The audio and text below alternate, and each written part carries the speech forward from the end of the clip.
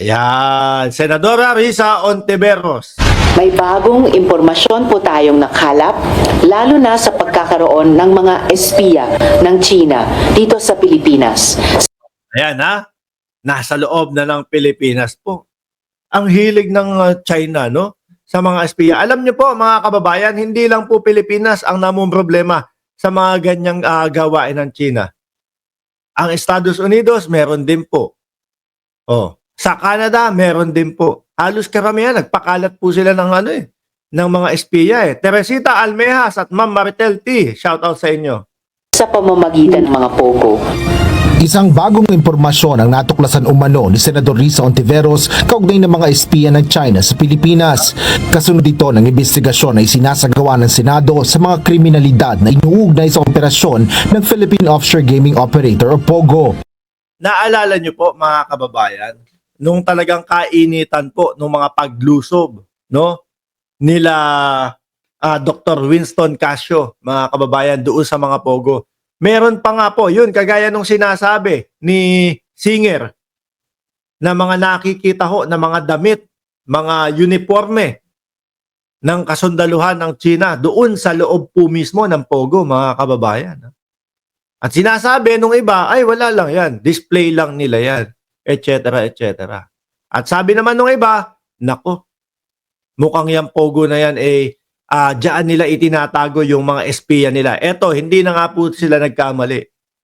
Nabanggit na nga po na yun. At saka ang daming nangyari dyan sa pogo. Sa loob ng pogo, alam nyo, maghuhukay o naghukay din sila Dr. Winston Casio dyan, mga kababayan. Bakit ho? Yung mga tinotorture na hindi nila naaagapan, mga natetegi ho, no? Inilulubog na lang, ibinabaon na lang sa lupa.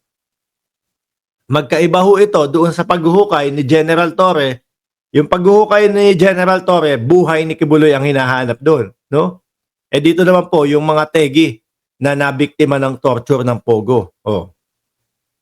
Ayon kay Senator Ontiveros, isisiwalat niya ito sa pagdinig ng Senate Committee on Women, Children, Family Relations and Gender Equality na kanyang pinangungunahan. Siguro po abangan na lang dun sa susunod at huling pagdinig, pero gaya ng nabanggit ko kanina, doon ay balak po namin tie up yung loose ends na nabitin pa nung nakaraang hearing. Yung mga explosive na revelations dun sa Al Jazeera interview na finalo up po ng aming Zoom interview dun sa isang nakasama ni Shi Zhejiang dun sa bilangguan sa Thailand. At syempre, yung ding misteryosong persona ni Mary Ann Maslog. Biruin nyo ho, mga kababayan, halos lahat ho yan pumasok nung panahon o lahat nakapasok nung panahon ng dating Pangulong Duterte. No? Tapos iisipin mo yung ilologic mo, mga kababayan. Pumasok to lahat, start noong 2016, nandiyan sila Alice Guo, pati yung mga pogo, pagpapapayag doon sa mga pogo, nasabi ng dating Pangulong Duterte, makatutulong sa mamamayang Pilipino kasi madadagdagan ang ating buwis, madadagdagan ang ating kita sa mga tax. Ano? Pero makita mo, yung Porac yata, isa doon, hindi nagbabayad ng buwis. Madaming utang sa buwis. Sabi pa ng dating Pangulong Duterte, sa Pogo, matutulungan ang mamamayang Pilipino kasi madaragdagan ang mga trabaho. Yung pala, puro Chinese ang makakapasok at puro Chinese ang pinagtatrabaho. Mabuti na lang po, ganun ang nangyari. No? Kasi kung sakali, yung mga kababayan natin ang kawawa. Mga bossing, kung sakaling ganun na sila yung pinipilit, pinupwersa na magtrabaho doon sa mga scamming na ginagawa nila. Sabi ni Frozen Soul, Sir, nabalitaan mo po ba yung ni-block ng Twitter ang madaming Chinese accounts na nag-share ng post ni Pusit at naninira kay PBBM. Madami silang troll farm. Tapos puro Chinese. Sabi ni Tagayun TV, pansin nyo, dumami in-check sa bansang Pinas, nagmimina sa mismong lupain natin, sariling lupa ng Pinas. At eto pa nga ho, mga kababayan. Yung mga Chinese, ang ginagawa po, pumupunta sila, no? Bumibili sila ng mga kalupaan po sa sa bandang Palawan. Ayan. Binibili nila yon mga kababayan. Malalaki, ekta-ektarya po mga lupa binibili nila doon, mga bossing, no? At ito po mga ito, mga nagpapanggap na mga Pilipino para makabili ng lupa. So ano na lang po ang mangyayari doon? Kung malalaking lupa ang mga binibili nila doon sa Palawan, unti-unting masisipa yung mga kapwa natin Pilipino. Tapos, di ba Palawan, syempre pahabaho yung ganun. So, susunod nun, wala nang Pilipino ang nakatira dun. Puro Chinese na. Okupado na nila. Tapos biglang sasabihin, 12 dash line kami. Sama na yung pinaka-Palawan. Naloko na ho, mga kababayan. Talagang ang China ayaw huminto sa pananakop. Ano ho? Kasi sa panahon ho ngayon, parang tapos na yung yung sakupan ng mga bansa. Parang tapos na yung talaga, eto kami, Espanyol lulusob sa Pilipinas para sakupin ng Pilipinas. Parang China na lang ho ang gumagawa niyan, mga kababayan, sa panahon na ito. Eto kami, Hapon, pupunta kami sa Pilipinas para sakupin namin ang Pilipinas. Wala na, di ba? Sila na lang ho. At yung paggawa nila niyan, patago o pailalim. Kagaya na lang yung pagbili ng malalaking lupa. Ewan ko nga ba bakit ang Davao no?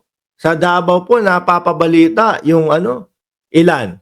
Halos 1,200 o baka late na ako sa balita, baka nadagdagan pa yan. Halos 1,200 na mga peking birth certificate ang ipinanganak po sa Davao, mga kababayan. Paano yan? No? Paano ho yan, mga kababayan, pag meron na silang birth certificate?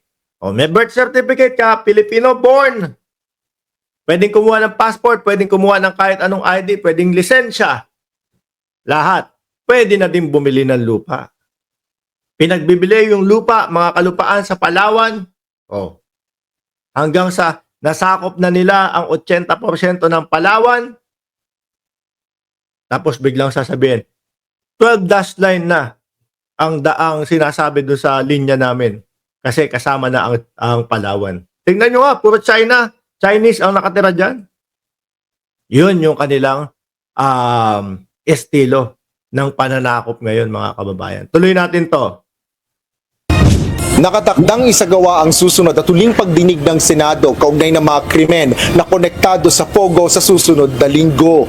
Kabilang sa mga iimbitahang personalidad ay sina Alice Guo alias Guo Waping, Cassandra Leong, Tony Yang at ang mag-amag na aresto sa Cebu Pogo Hub. Tama na si Roque! Ay, hindi pa pala pwedeng lumutang si Roque. Nagtatago pa pala si Roque, mga kababayan. The committee will wrap up all loose ends in the hearing on Tuesday, November 26 at 9 a.m. Isa pa sa mga pag-uusapan sa pagdinig ay ang mga hakbang na gagawin ng Senado kaugnay ng mga batas laban sa Pogo. Sa kabila ito ng inilabas na ng palasyo na executive order sa pagbaba ng Pogo sa bansa na ayon kay Ontiveros ay may mga hindi pa rin malinaw na detalye. Kaya sa next hearing, ilalahad po natin yung mga reforma sa batas na kailangang isulong dito sa Senado dahil sa napakaraming irregularidad at policy gaps na nakita natin sa pagkalat ng Pogo at ng mga kaakibat nitong krimen. Ayan po, mga kababayan. Naging entrance po yung Pogo, no? Na nakapasok po nung panahon ng dating Pangulong Duterte na kahit saang sulok ng mundo ho, ipinagbabawal at ibinaban at ayaw papasukin doon sa kanilang mga bansa. Pero sa atin, nung panahon ng dating Pangulong Duterte, ay welcome yan. Makakatulong sa tax, makakatulong sa mamamayang Pilipino, dagdag na trabaho. Pero isa man doon, mga kababayan, walang nagkatotoo. Walang nagkatotoo. Naging pahirap, naging katatawanan tayo, no? Sa labas ng bansa. Sasabihin ng mga karatig bansa natin, kami nga, tinanggihan namin yan kasi ganyan yung magiging ganyan yung magiging resulta Tapos Pilipinas, tinanggap. Nag-iisa silang tumanggap. Inaayawan namin. Nagmukha ho talaga tayong mga mga kababayan. Pinagmumulan ng scam. Dahil po dyan sa Pogo na yan.